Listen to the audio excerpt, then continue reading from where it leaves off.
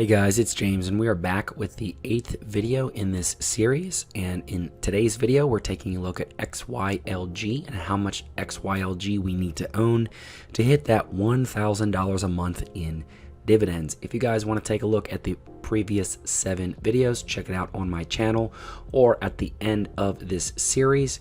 I'm going to go ahead and put all these videos in a playlist. If you're catching it in the middle of the series, go ahead and subscribe so you don't miss the rest of the series, and head down to the comments and let me know if there's an ETF on this list if you do not see that you want to be analyzed in this way. So what we do in this video series is we take a look at their webpage to see what each ETF is actually doing to be able to hit that dividend yield, or how are they actually paying you a dividend yield.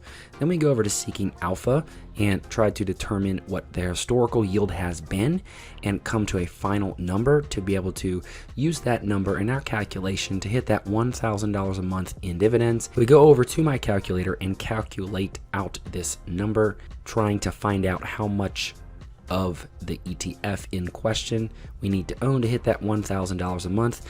And then to round off the video, we compare it to a comparable index fund or the S&P 500. So let's head over to XYLG's webpage and take a look around and see what they are doing. So XYLG is Global X's S&P 500 covered call and growth ETF.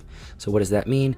XYLG seeks to generate income by writing covered calls on the underlying index, that index being the S&P 500. By writing covered calls on only 50% of the portfolio, and we'll take a closer look into this, the strategy allows investors to capture half the upside potential of the underlying index. XYLG makes distributions or pays out the income or dividend yield on a monthly basis.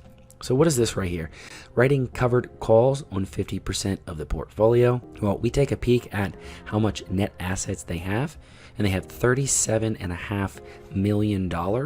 So out of $37.5 million, 50% of that figure, so around $18 to $19 million, are used or are bound up in covered calls. And the rest of the $18 to $19 million, they're simply just buying the S&P 500 stocks and allowing the stocks to go up and down like they would in a normal fund.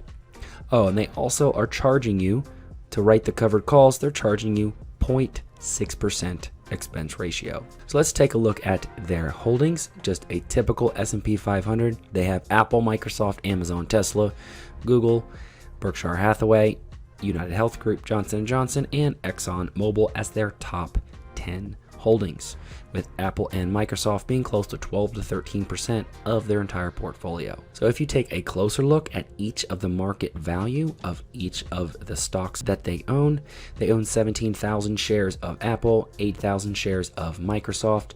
So presumably when they say they're writing covered calls on 50% of the portfolio, now this might not be the case, but just for example's sake, they are writing covered calls on half of the shares that they own. So let's say this was a nice round number, 18,000. They would be writing covered calls on 9,000 shares of Apple. And out of the $2.7 million that they own in Apple, half of that, or 1.4 million or 1.3 to 1.4 million, is tied up in the covered calls.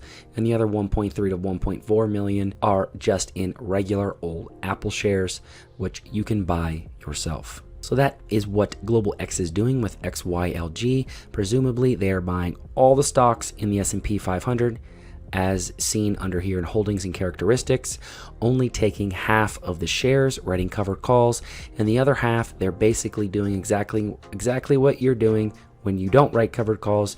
You're just buying Apple stock, Microsoft, and the rest of the 498 stocks in the S&P 500 index. So let's go over to Seeking Alpha and take a look at their dividend. If we come over, first let's take a look at their price history. I want to pull something out right here.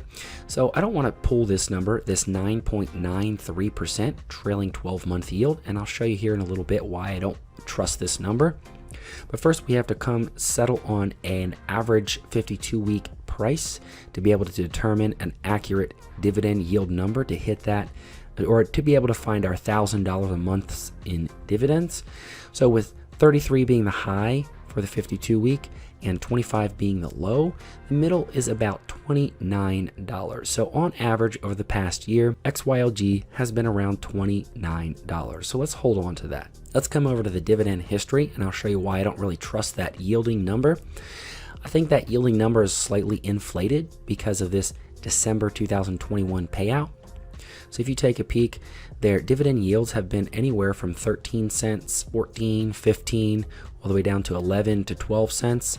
And then they have this spike here, $1.10. So if we take this out of the equation and assume that their dividend yield or payout has been around 13 cents over the past 12 months, that's a total of $1.56 per share owned, paid out over the course of a year. So take that, divide that by the price that we determined was the average price over the past year, $29, and that brings you to a dividend yield of about 5.38%. So we're going to use 5.38 as our dividend yield number to find out how much XYLG we need to own to hit that $1,000 a month in dividends. Let's come over to my calculator. And this can be a little overwhelming if it's the first time you've seen this calculator, but we're just going to focus on XYLG here and their dividend yield. We'll go ahead and change this to the figure that we determined, about 5.3. We'll just go ahead and make it a 5.4% dividend yield for XYLG. So you can play around with growth and contribution here. In other videos, I've done that as well. You change their cumulative annual growth rate, how much you're adding for XYLG, how much you're adding for your second portfolio. You can compare two different securities, two different stocks, two different ETFs. What's your initial deposit? Are you reinvesting dividends? Are you not reinvesting dividends? And the calculator will spit out over the course of 10 years what type of portfolio you could expect to achieve with that $500 a month and $1,000 initial deposit, and the type of income you could expect to achieve over 10 years. You increase the monthly contribution and your portfolio would adjust. But we're not interested in these right here. We're just taking a look at this. So with our 5.4% dividend yield number that we feel comfortable with, you would need $222,000 worth of XYLG to hit that $1,000 a month figure. You would need close to $1.1 million to hit $5,000 a month, or around $60,000 a year. Now do recall this is before taxes, so you would have to pay ordinary income taxes, or however taxes are set up when XYLG pays out their dividend. So there you go, with that 5.4% dividend yield number, $222,000 to hit that $1,000 a month. So let's compare XYLG with an S&P 500 index fund. So this is just XYLG in the blue and SPY, which is an S&P 500 index ETF. And you can see over the course from the most farthest back historical data that we can find, which is around December of 2020, when the fund, I believe the inception date was around December 2020, or it could have been the first time that a dividend yield was actually paid out.